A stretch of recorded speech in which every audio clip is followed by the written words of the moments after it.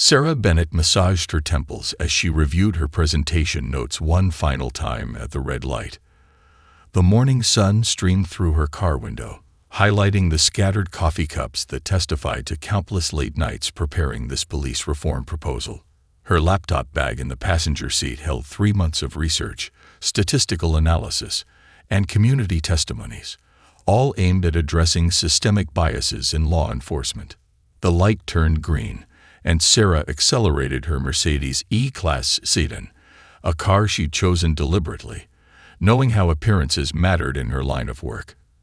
At 42, she'd learned to navigate the delicate balance between authority and approachability, between being too aggressive and not assertive enough. The perpetual tightrope walk of being a black woman in a position of power. Her phone's GPS announced she was 20 minutes ahead of schedule for her presentation to the state legislature. Perfect. She'd have time to set up properly and greet the key committee members.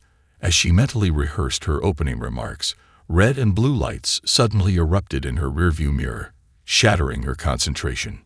Sarah's heart rate spiked, but her face remained neutral, a practiced response from years of similar encounters. She immediately activated her dashboard camera, a habit ingrained from both personal experience and professional knowledge. Her hands moved with deliberate slowness as she turned down the radio, rolled down her window, and placed both hands on the steering wheel at 10 and 2. The police officer approached from the driver's side, his hand resting casually on his holstered weapon. Standard procedure, she knew, but her pulse quickened anyway. He was young, probably in his late 20s, with close-cropped blonde hair visible beneath his cap.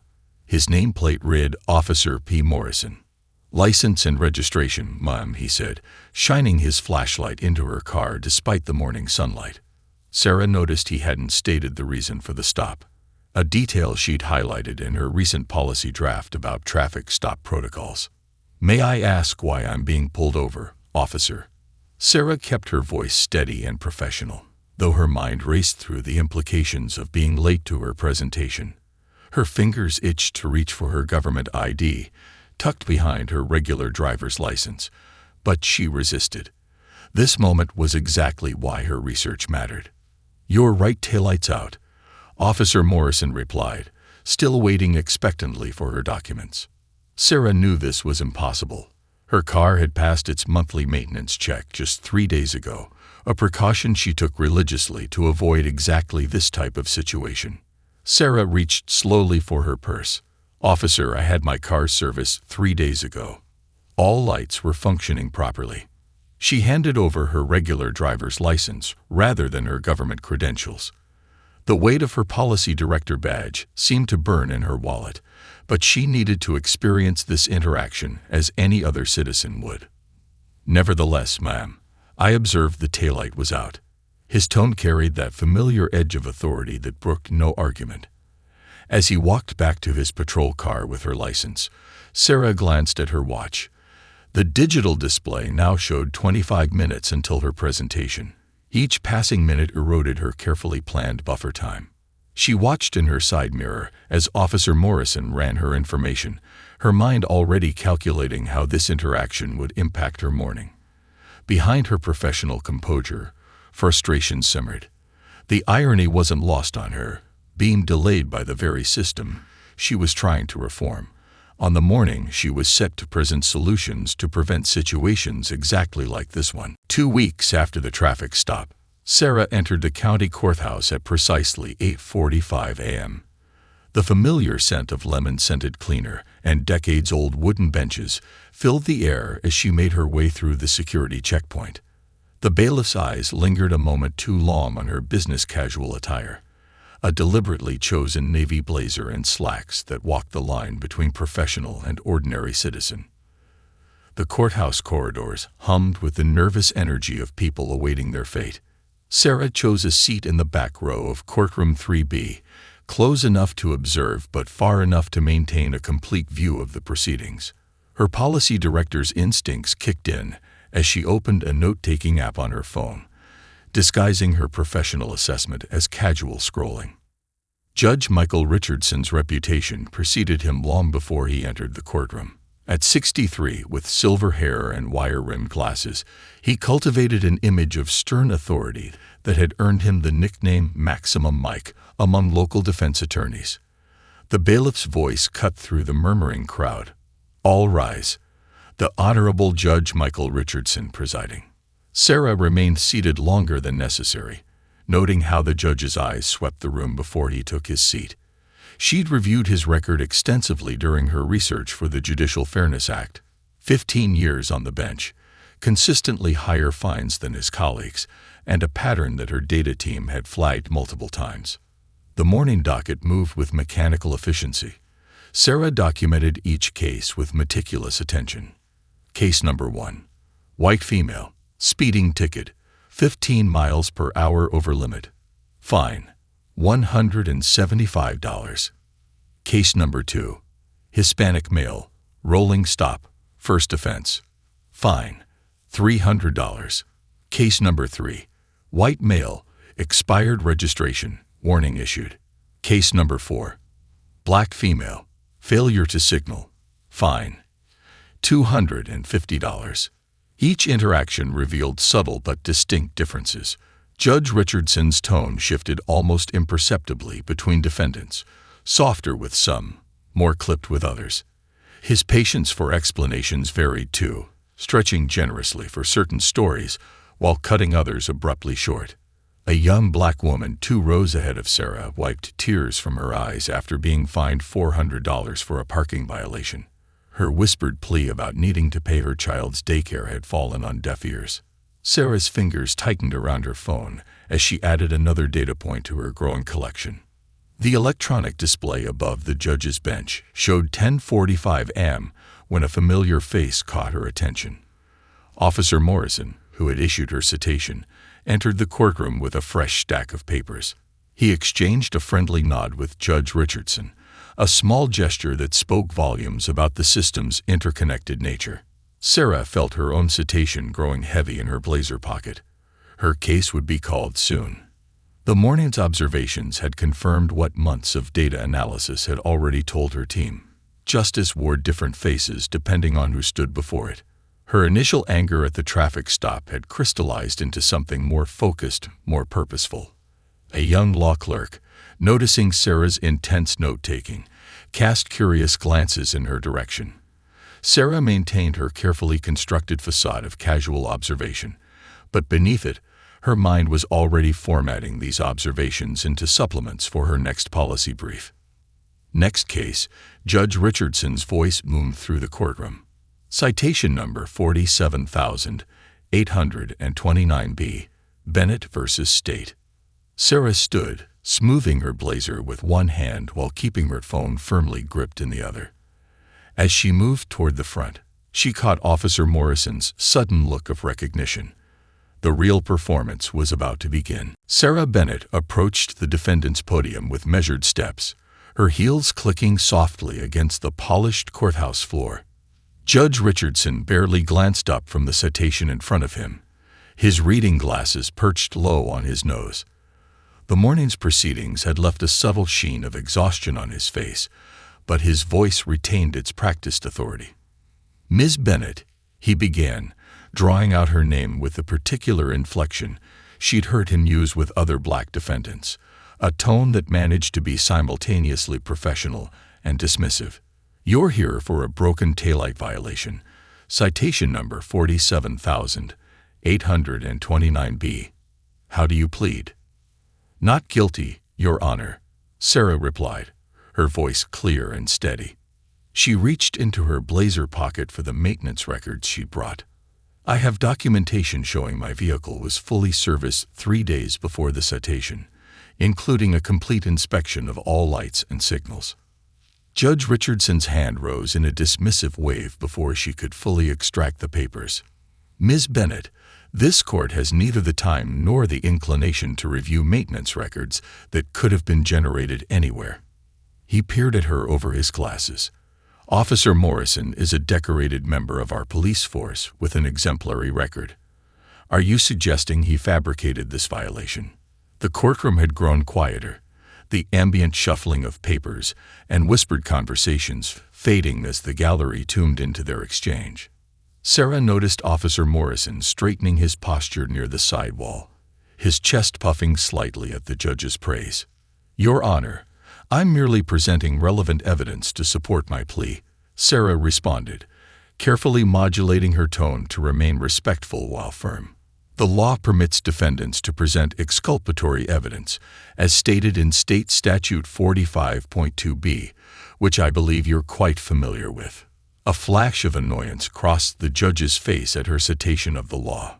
"Ms. Bennett, I don't need a lecture on statutes I've been interpreting since before you could drive." His fingers drummed once on his desk, a tell Sarah had observed earlier when his patience wore thin. "The fact remains that Officer Morrison observed your taillight was non-functional on the morning in question."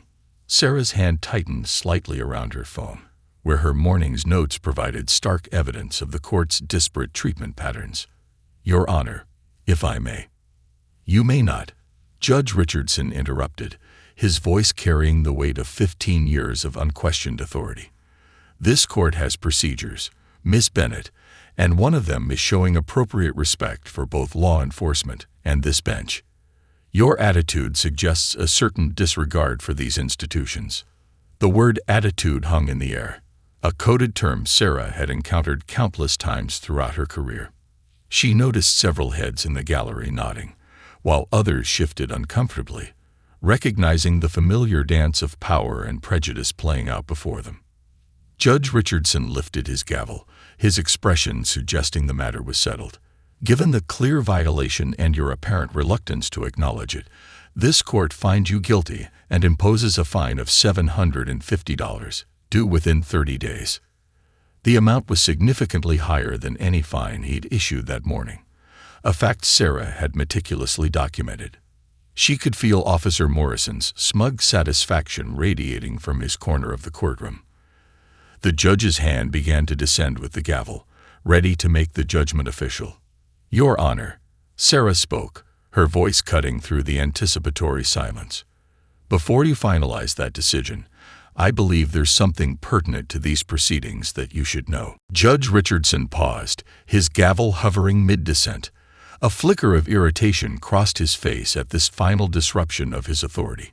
"Ms. Bennett, I've already ruled on this matter, unless you're about to present an extraordinary circumstance." "I am, Your Honor," Sarah interrupted smoothly, reaching into her blazer's inner pocket. Instead of the maintenance records she'd attempted to present earlier, she withdrew a different credential. The state government ID caught the fluorescent courtroom lighting, its gold seal gleaming. "I'm Sarah Bennett, State Policy Director and Principal Author of the upcoming Judicial Fairness Act. I also serve on the State Judicial Review Board." The silence that followed was absolute. Even the ancient ceiling fans seemed to pause their creaking. Judge Richardson's gavel remained frozen in midair, as if time itself had stopped. In his corner, Officer Morrison's smug expression melted into something approaching panic. Sarah watched as the color slowly drained from Judge Richardson's face, starting at his forehead and working its way down to his chin. His reading glasses slipped slightly down his nose, but for once, he didn't immediately push them back up. She could practically see the calculations running behind his eyes. Every dismissive word, every interruption, every moment of condescension being reassessed in light of this new information. I see," Judge Richardson finally managed, carefully setting his gavel down. The sound of wood meeting wood echoed through the still silent courtroom. "Director Bennett, had I known your position—" "That's precisely the point, Your Honor," Sarah interjected, her voice carrying the weight of every meeting, every policy discussion, every late-night data analysis session she'd conducted over the past year. "My position shouldn't matter. The treatment I received today, the dismissal of valid evidence, the assumption of guilt, the inflated fine, shouldn't differ whether I'm a policy director or a school teacher." The young law clerk in the corner was frantically scribbling notes, his pen nearly tearing the paper with intensity. Several members of the gallery had pulled out their phones, though the bailiff seemed too stunned to enforce the usual no-recording policy. Sarah opened the notebook app on her phone, her fingers steady despite the adrenaline coursing through her veins. "In fact, Your Honor, I'd like to enter into the record that in today's session alone, defendants of color received fines averaging 63% higher than their white counterparts for comparable violations. My office has been monitoring these patterns across the state for the past 18 months.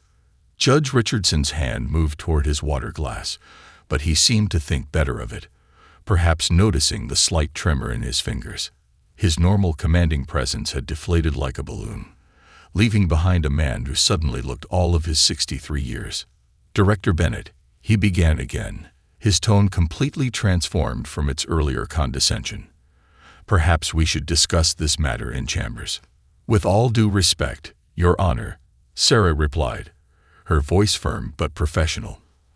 "I believe this discussion belongs exactly where it is, in open court, on the record." She gestured to the gallery, where the mix of expressions ranged from shocked to vindicated. "Transparency in our judicial system isn't just a goal. It's a necessity for justice to prevail." The judge's ornate chair creaked as he shifted uncomfortably, suddenly finding himself in an unfamiliar position, on the defensive in his own courtroom. The power dynamic had shifted so dramatically that even the state seal behind his bench seemed to look down on him with newfound scrutiny. Sarah's fingers moved deftly across her phone screen, pulling up meticulously organized data that her team had compiled over months of courthouse observations. She could feel the weight of every eye in the courtroom on her, but her hands remained steady. This moment was precisely what she had prepared for, though she never expected it to arise from her own traffic stop. "Permission to approach the bench, Your Honor," she asked, though her tone made it clear this was more courtesy than request. Judge Richardson nodded mutely, his earlier authority replaced by a wary curiosity. The short walk from the defendant's podium felt like a victory lap, each step echoing with purpose. Sarah placed her phone on the judge's desk, angling it so both he and the court recorder could see the screen. "These graphs represent 18 months of data from this courthouse alone," she began, her voice carrying the practiced confidence of countless legislative presentations. "The blue line shows average fines for white defendants. The red line represents fines for defendants of color." The lines on the graph diverged dramatically, telling a story more powerful than any testimony. Judge Richardson's eyes widened slightly as he leaned forward, his reading glasses now back in place. In the gallery, several attorneys had moved closer, their professional curiosity overtaking courtroom protocol. "If you'll note, Your Honor," Sarah continued, swiping to the next screen, "for identical violations, black defendants in your courtroom receive fines averaging 63% higher than their white counterparts. Hispanic defendants face a 45% disparity." She paused, letting the numbers sink in. These statistics remain consistent even when controlling for prior records, income levels, and legal representation. Officer Morrison, still standing in his corner, had developed a sudden interest in his shoes. Several other police officers who had been waiting to present their cases had quietly slipped out of the courtroom, the implications of Sarah's presentation clearly making them uncomfortable. Furthermore, Sarah swiped to another chart, this one showing time allocations. Defendants of color are given an average of 2.3 minutes to present their cases, while white defendants receive an average of 4.7 minutes.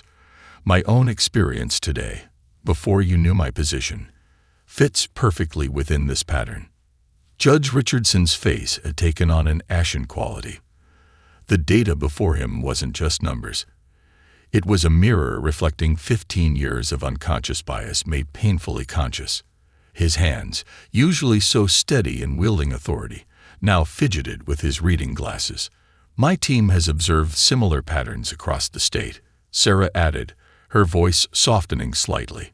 "However, your courtroom's disparities are 23% above the state average. These findings will be central to my presentation next month at the Judicial Review Board's annual conference." A murmur rippled through the courtroom. The young law clerk had abandoned all pretense of subtle note-taking and was now openly recording every word. In the gallery, several defendants who had already paid their fines were hurriedly writing down Sarah's name and title. Director Bennett, Judge Richardson finally spoke, his voice having lost its earlier boom. These statistics are concerning. He cleared his throat, clearly struggling to maintain his judicial composure. I would be very interested in reviewing your complete findings. Of course, Your Honor, Sarah replied, retrieving her phone. My office will be happy to provide comprehensive data to assist in reforming court procedures. She paused, allowing a small smile to cross her face. Perhaps we could start by reviewing today's fine assessment. The courtroom held its breath, watching as the judge who had started the morning as an unquestioned authority now faced his own judgment. Judge Richardson sat in his high-backed chair, the leather creaking under his shifting weight. The courtroom that had been his domain for 15 years suddenly felt foreign, as if the very walls were closing in to witness his reckoning. His right hand, which had confidently wielded the gavel countless times before, now rested limply on the bench. Director Bennett, he began, then stopped, removed his glasses, and cleaned them with deliberate slowness. A gesture Sarah recognized as a stalling tactic she'd seen countless times in legislative meetings. When he replaced them, his eyes had gained a new uncertainty. These findings. How long has your office been collecting this data? 18 months, Your Honor, Sarah replied, standing her ground at the bench. We've analyzed over 15,000 cases across the state, with particular attention to municipal courts like yours. She paused, then added, this morning's proceedings, including my own case, have provided additional confirmation of our findings. The judge's gaze drifted to the stack of cases he'd already processed that morning. Sarah could almost see him mentally reviewing each interaction, each fine, each dismissive wave of his hand. His face cycled through emotions like seasons: denial, anger, bargaining, and finally, the first hints of acceptance. In the gallery, the remaining audience sat in rapt attention. A journalist from the local paper, who normally dozed through routine traffic court, was furiously typing on his laptop. The court reporter's fingers hovered over her stenotype, catching every weighted word of this unexpected drama. I've always prided myself, Judge Richardson spoke slowly, as if each word carried the weight of his 15 years on the bench, on being fair and impartial. I've mentored young judges, given lectures on judicial ethics. His voice trailed off as he stared at the data still displayed on Sarah's phone. Many of us believe we're impartial, Your Honor, Sarah responded, her tone professional but tinged with empathy. The data isn't an indictment of intention, but rather a mirror reflecting unconscious patterns that affect us all. She reached into her briefcase and withdrew a bound report. This includes our preliminary recommendations for structural changes. Officer Morrison, still rooted to his spot by the wall, had begun to sweat visibly. His earlier confidence had evaporated as he realized his role in this larger pattern. Several other officers who had cases on the docket quietly gathered their citations and slipped out of the courtroom. Judge Richardson picked up his gavel, turning it over in his hands as if seeing it for the first time. Director Bennett, he said, his voice having lost its authoritative edge, would you be willing to share your complete findings with this court? Not just the statistics, but your recommendations as well. Sarah nodded, but before she could respond, the judge continued, his voice growing firmer with each word. And I believe I need to review this morning's cases, all of them. He looked out at the gallery, where several defendants who had already paid their fines straightened in their seats. With your expertise, would you be willing to observe? The request hung in the air, not an order from a judge, but a plea from someone confronting their own fallibility. The power dynamic had shifted so completely that even the large state seal behind the bench seemed to be watching with newfound interest. Of course, Your Honor, Sarah replied, sensing the genuine nature of his request. After all, recognition is the first step toward reform. She glanced at her watch, then back at the judge. Shall we begin? The judge nodded, and for the first time that morning, his expression carried something new: humility. The courthouse steps had become a media circus by noon. Local news vans lined the street, their satellite dishes reaching toward the sky like mechanical sunflowers. Sarah stood at the top of the steps, her phone buzzing incessantly with notifications from national news outlets.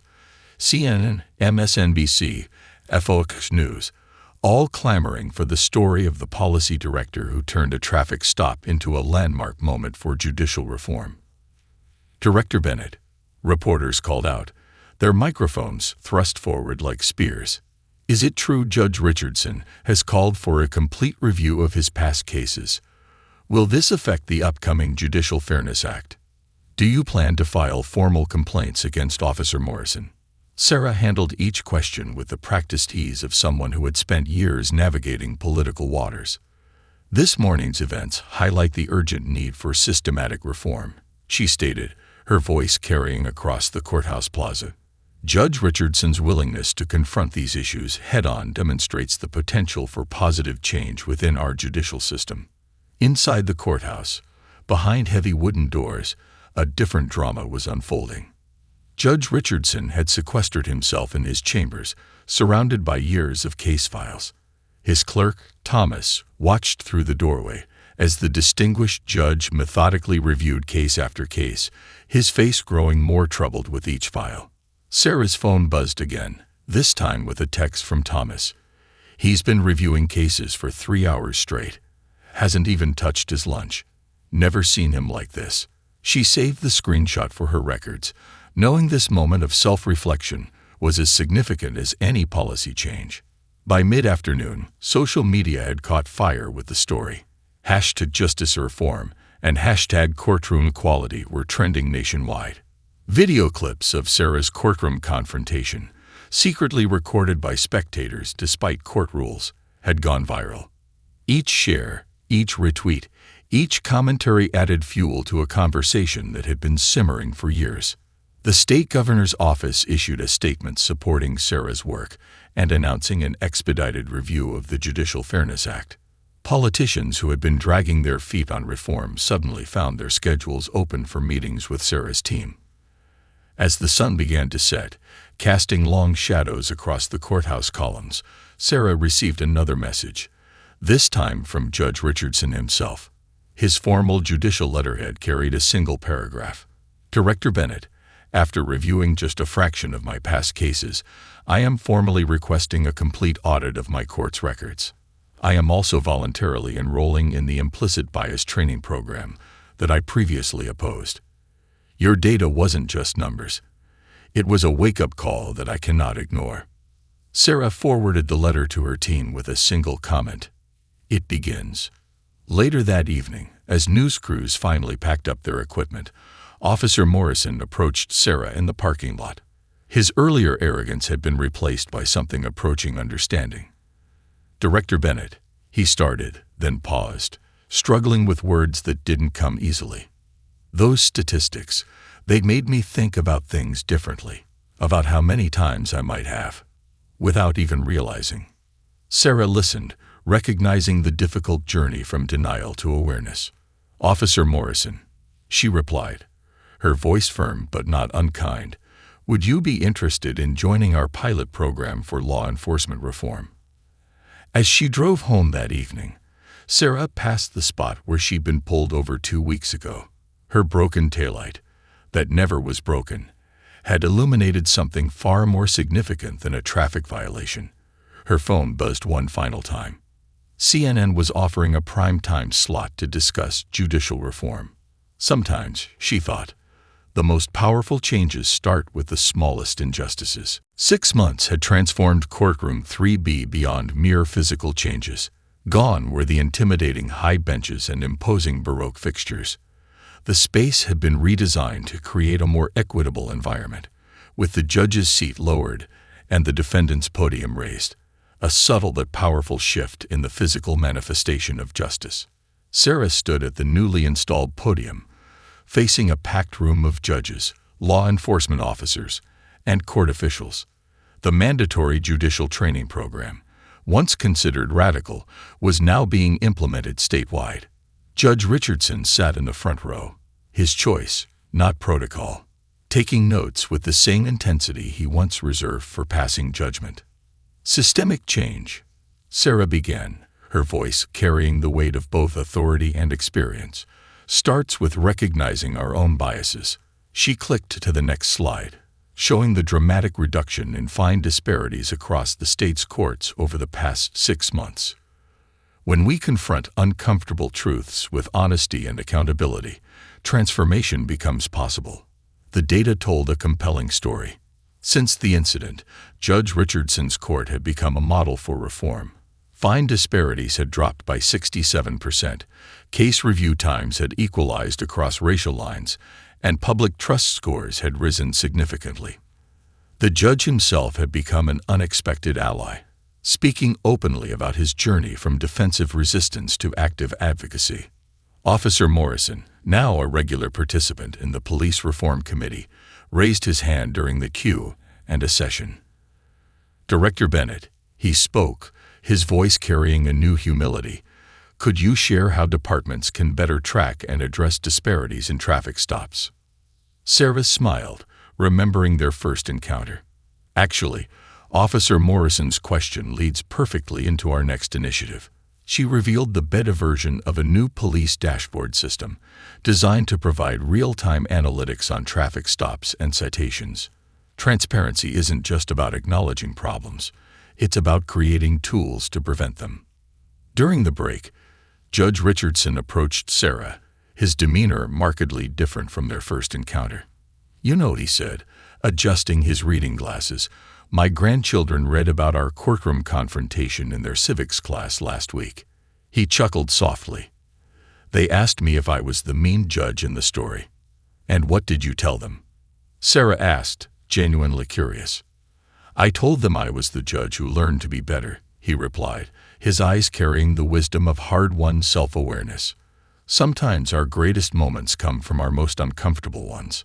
The afternoon session focused on practical implementations. Sarah watched as judges who had once been skeptical now eagerly participated in bias recognition exercises. Court clerks shared strategies for ensuring equitable processing times. Even the bailiffs were engaged in discussions about body language and unconscious intimidation.